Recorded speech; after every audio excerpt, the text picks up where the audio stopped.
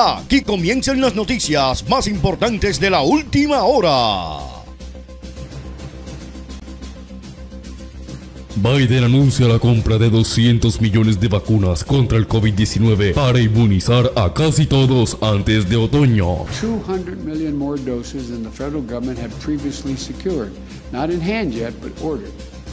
We expect these additional 200 million doses to be delivered this summer. This is enough vaccine to fully vaccinate 300 Americans by end of the summer, the beginning of the fall.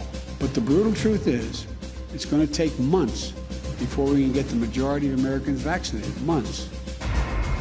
Estados Unidos comprará 200 millones de dosis adicionales de vacunas contra el COVID-19, una medida que podría proporcionar suficientes dosis para que casi todos los ciudadanos estén inmunizados para finales de agosto, afirmó el presidente Joe Biden. Las 100 millones de dosis de vacuna Pfizer y otras 100 millones de la laboratorio Moderna estarán disponibles para el verano y se sumarán a las 400 millones que ambas farmacéuticas ya se habían comprometido a proporcionar a Estados Unidos, afirmó el presidente Biden, que espera confirmar la compra muy pronto. Serán suficientes para vacunar completamente a 300 millones de ciudadanos y a vencer la pandemia. El acuerdo de compra con esas dos farmacéuticas reducirá la dependencia del país a la hora de obtener vacunas adicionales de otros fabricantes. La administración presidida por Donald Trump había detenido la compra de más dosis de las vacunas Pfizer y Moderna y en cambio esperaba por otras vacunas de compañías como Johnson & Johnson y AstraZeneca, que aún no tienen sus productos en el mercado. Johnson & Johnson dijo que en los próximos días publicará datos de su vacuna que solo requiere de una dosis. No podemos hablar con la administración Trump, pero lo que sí podemos decir es que nuestra filosofía, dada la naturaleza de esta emergencia y de velocidad con la que se debe abordar el virus, es obtener suficiente suministro, ya que necesitamos vacunar a los estadounidenses y darles la confianza de que podemos hacerlo, dijo un funcionario de la administración Biden. En el corto plazo, el suministro de vacunas que se envían a los Estados Unidos aumentará en un 20% a 10 millones de dosis por semana durante las próximas 3 semanas, afirmó el funcionario. El gobierno también comenzará a informar a los estados de cuántas dosis recibirá con al menos 3 semanas de anticipación, para así resolver las quejas de algunos gobernadores de que se les ha hecho difícil planificar y programar las citas. Ahora teníamos que adivinar cuántas vacunas tendríamos la semana que viene. Eso es algo inaceptable, dijo el presidente Biden. Su administración ha puesto vigor a la ley de producción de defensa para comprar más jeringas de las que permiten extraer más dosis por vial de vacuna y planear usar esa ley de tiempos de guerra para conseguir otras materias primas como nanopartículas lipídicas y bioreactores desechables si es necesario. Sin embargo, la cadena de suministro de estos materiales relativamente escasos ya es algo frágil y existe el riesgo de irrumpir la producción de otros productos sanitarios. Según el funcionario, Estados Unidos también tiene que competir con otros países por los mismos recursos que escasean en medio de la pandemia. El funcionario dijo que la administración Biden no está reteniendo dosis aparte de una pequeña reserva de emergencia, pero los estados sí han estado reteniendo algunas de las que reciben para garantizar que haya suficientes dosis disponibles para que las personas reciban su segunda inyección. Los funcionarios estatales y locales se han estado quejando en las últimas semanas de que, si bien tienen la capacidad para administrar más vacunas, hay una gran demanda del público que carecen de suficientes suministros.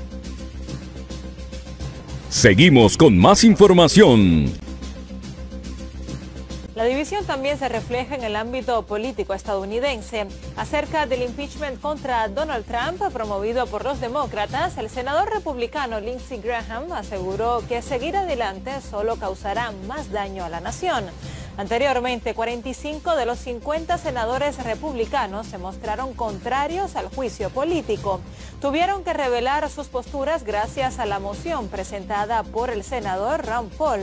El político había planteado que es inconstitucional enjuiciar a Donald Trump cuando ya abandonó la Casa Blanca. En otras noticias, el primer voto sobre el juicio político a Donald Trump en el Senado revela la falta del apoyo necesario para condenarlo. Los republicanos del Senado votaron a favor de una medida que declara inconstitucional el proceso de juicio político contra el expresidente Donald Trump, alegando que no puede ser juzgado para ser destituido porque ya no está en el cargo. La moción presentada por el senador Rand Rand Paul, republicano por Kentucky, fue derrotada por una votación 55-45, lo que demuestra que los demócratas tienen un camino cuesta arriba para asegurar los 67 votos necesarios para una condena a Trump. McConnell, cuando todavía era líder de la mayoría, rechazó los esfuerzos de los demócratas por realizar el juicio mientras Trump estaba aún en el cargo. Los senadores prestaron juramento para el segundo juicio político de Trump un día después de que los fiscales demócratas de la Cámara Baja entregaran al Senado el artículo de juicio político contra Trump por incitar a la insurrección en los disturbios del Capitolio a principios de este mes. Los senadores recibieron el juramento del Senado y Patrick Leahy, demócrata por Vermont y presidente pro tempore del Senado, que justo comunicó que se ha contagiado de coronavirus, jura solamente que en todo lo relacionado con el juicio de Donald John Trump, expresidente de Estados Unidos, ahora pendiente, hará justicia imparcial de acuerdo con la constitución de las leyes. Entonces Dios le ayude, declaró Leahy a los senadores reunidos. Leahy preside el juicio en lugar del presidente del Tribunal Supremo John Roberts porque Trump es ahora un expresidente. El estatus de expresidente de Trump ha llevado a varios republicanos a argumentar que no puede ser sometido a un juicio político porque la Constitución dice que el juicio en los casos de impeachment no se extenderá a más allá de la destitución del cargo y la descalificación para ejercer y disfrutar de cualquier oficina de honor, confianza o lucro en los Estados Unidos. Un defensor de este punto de vista, el profesor de Derecho de la Universidad George Washington, Jonathan Turley, habló con los republicanos del Senado en un almuerzo antes de la juramentación. Turley, quien testificó contra el primer juicio de Trump en la Cámara Baja, ha dicho que también está en contra del segundo juicio político, diciendo que está en contradicción con el lenguaje de la Constitución porque el juicio se lleva a cabo cuando Trump ya no está en el cargo. Mientras tanto, Paul presionó para que se votara el tema de constitucionalidad en el Senado. Los ciudadanos privados no son acusados en un impeachment. El juicio político es por destitución del cargo y el acusado aquí ya dejó el cargo. Este juicio político no es más que un ejercicio partidista diseñado para dividir aún más el país, agregó Paul. Los demócratas afirman querer unificar el país, pero llevar a un juicio político a un expresidente, un ciudadano privado, es la antítesis de la unidad. Paul celebró el fuerte apoyo de sus compañeros republicanos, que son 45 senadores, y coincidieron en que esta farsa de juicio es inconstitucional. Eso es más de lo que se necesitará para absolver y eventualmente determinar con este proceso de destitución partidista, y este juicio está muerto al llegar al Senado, tuiteó después de votar. Pero el senador Rob Portman, republicano por Ohio, afirmó más tarde que su voto solo significaba que estaba a favor de debatir el tema de la constitucionalidad y que el voto no significa necesariamente que no votará para condenar al final del juicio político. Es un tema totalmente diferente en lo que a mí respecta, afirmó Portman. Solo 5 de los 50 senadores republicanos votaron en contra de la moción de Paul. Fueron Vince Sass por Nebraska, Susan Collins por Maine, Mitt Romney por Utah, Lisa Murkowski por Alaska y Pat Toomey por Pensilvania. En mi opinión, el texto y el contexto de la Constitución, el significado del término juicio político para los fundadores y los precedentes más relevantes indican que es constitucionalmente permisible que el Senado considere el juicio político del presidente Trump, afirmó Toomey en una declaración posterior. Los demócratas mantienen un precedente de su lado. Si bien ningún expresidente ha sido juzgado por el Senado después de dejar el cargo, el secretario de guerra William Belknap fue juzgado en el Senado en 1876 después de que ya había renunciado. Los demócratas señalan que Trump fue acusado por la Cámara Baja mientras aún estaba en el cargo, y mantener un juicio es necesario para responsabilizarlo. Por ello, Schumer llamó la cosa más despreciable que haya hecho un presidente, incitando a disturbios en el Capitolio mientras una sesión conjunta del Congreso contaba los votos del colegio electoral. Si bien algunos senadores han comparado su papel en el juicio político con el de los miembros del jurado en un juicio tradicional, en realidad son más que eso. Pueden votar para anular a Nelly y a tomar decisiones sobre la admisibilidad de pruebas y testigos. Por ejemplo, el entonces presidente de la Corte Suprema, William Rehnquist, cuando presidía el juicio político de Bill Clinton en 1999, señaló: el Senado no es simplemente un jurado, es un tribunal en este caso. En este juicio en particular, ellos también son víctimas después de tener que luchar por su seguridad después de que una turba de partidarios de Trump irrumpiera en el Capitolio el 6 de enero. 5 personas murieron en el caos, incluidos un oficial de policía en el Capitolio y Brian Signey. Se espera que el juicio en el Senado comience la semana del 8 de febrero en virtud de un acuerdo alcanzado entre las partes. Los republicanos del Senado habían solicitado más tiempo para permitir que los abogados de Trump se preparen. Los 9 fiscales de designados por la presidenta demócrata de la Cámara Baja, Nancy Pelosi,